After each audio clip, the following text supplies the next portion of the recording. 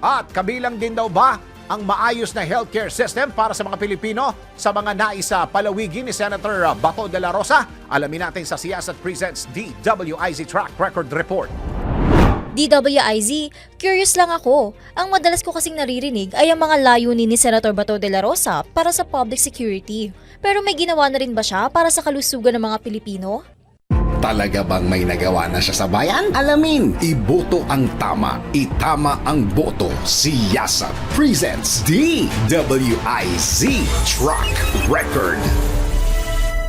Ayon sa aming patuloy na pagsisiyasat, kabilang si Senator Bato de la Rosa sa mga nagsulong ng RA 11463 o ang Malasakit Centers Act. Layunin nito na magbukas ng Malasakit Centers sa mga Department of Health o DOH hospitals at Philippine General Hospital o PGH at gawing accessible at libre sa mga lubos na nangangailangan.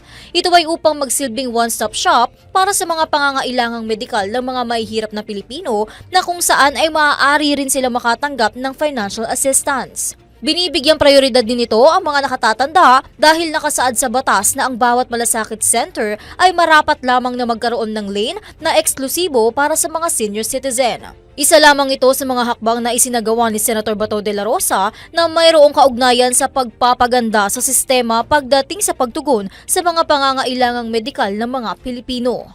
At iyan ang track record ni Senator Bato de la Rosa. Para sa Siyasat Presents DWIZ Track Record, ako si Gia Rafael, nagbabalita ng tama, naglilingkod ng tama.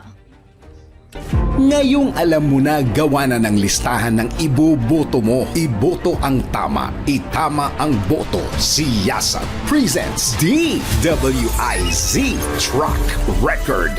I-message mo na kami sa aming Facebook, TikTok, or YouTube kung kaninong track record ang gusto mong ipacheck.